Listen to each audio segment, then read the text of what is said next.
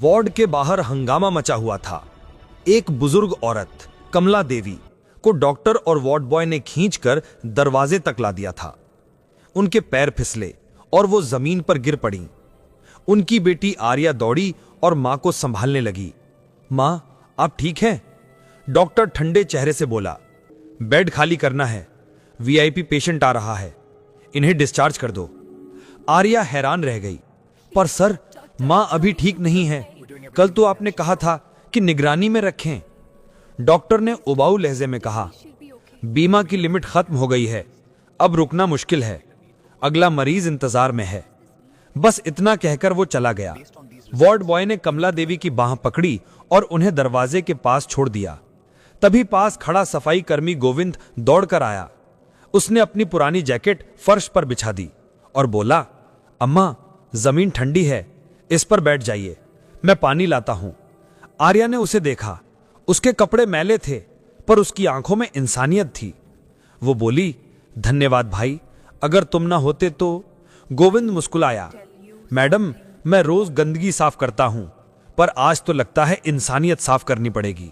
दोस्तों, कभी सोचा है अगर आपकी बीमार मां को अस्पताल से धक्का दे दिया जाए तो आप क्या करेंगे? आज की यह कहानी उसी दर्द से शुरू होती है, जहां एक बेटी ने अपने मां के लिए पूरी दुनिया से लड़ाई लड़ी और एक सफाई कर्मी ने वो कर दिखाया जो बड़े बड़े नहीं कर पाए। दोस्तों, इस वीडियो को आखिर तक जरूर देखिए, क्योंकि इसका अंत आपके दिल को छू जाएगा और शायद आपकी सोच भी बदल दे। आर्या एक स्कूल में टीचर थी। उसके पिता की कुछ साल पहले मौत हो गई थी। मां बीमार थी और भाई नील कॉलेज में पढ़ रहा था। किराया, दवा, बिजली बिल, सब कुछ किसी जंग जैसा लगता था। जब मां को तेज बुखार और सांस की दिक्कत हुई तो उन्होंने बड़े अस्पताल में भर्ती कराया, सोचकर कि वहां इलाज अच्छा होगा। पर वहां सब कुछ पैसों से चलता था, दवा से लेकर डॉक्टर की मुस्कान तक। अब वही अस्पताल उन्हें निकाल रहा था क्योंकि बेड चाहिए। गोरिन बोला, बहन जी, कैंटीन के पीछे थोड़ी देर बैठ जाइए, मैं एक पुरानी व्हीलचेयर लेकर आता हूं। वो भागा और कुछ देर में टूटी फूटी कुर्सी लेकर लौटा। कमला देवी को उसने बड़े प्यार से उस पर बैठाया।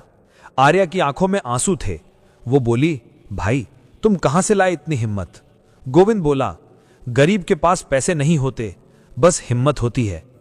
उस दिन आर्या घर लौटी तो गुस्से में थी। वो बोली, मां का अपमान किसी भी हालत में बर्दाश्त नहीं करूंगी। नील ने पूछा, दीदी, क्या करने वाली हो? आर्या ने कहा, जो ये अस्पताल कर रहा है मैं दुनिया को दिखाऊंगी। उसने मोबाइल में रिकॉर्डिंग चालू की और सबूत जुटाने लगी। गोविंद ने कहा, मैडम, मैं रोज यहां काम करता हूं, मैं आपकी मदद करूंगा। अगले दिन गोविंद ने अस्पताल के अंदर सब रिकॉर्ड किया।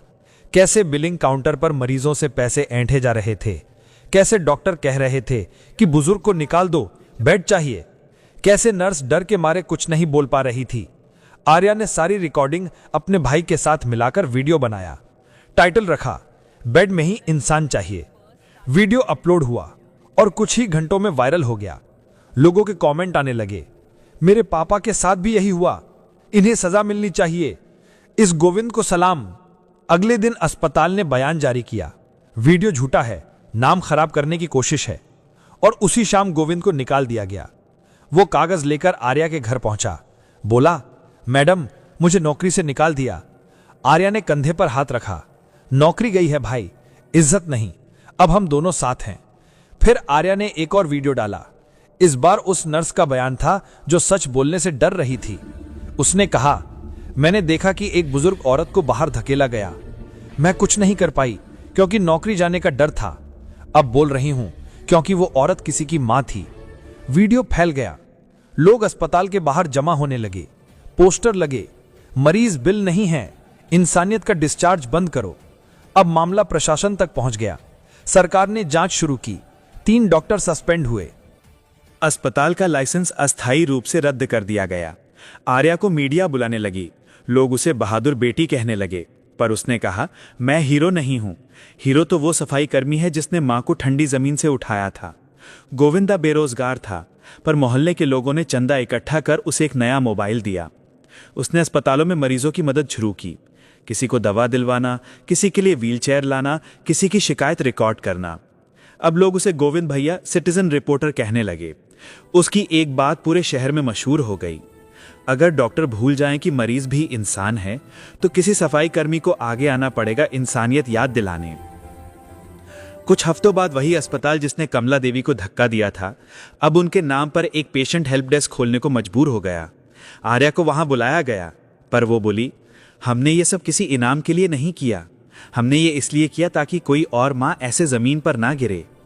कमला देवी मुस्कुरा रही थीं, बोली, बेटी अब मुझे सुकून है, तूने इंसाफ से ज्यादा इज्जत जीती है। रात को आर्या ने अपनी डायरी में आखिरी लाइन लिखी, हमें नियम नहीं इंसानियत चाहिए, क्योंकि अस्पताल का असली इलाज दवा से नहीं दया से शुरू होता है।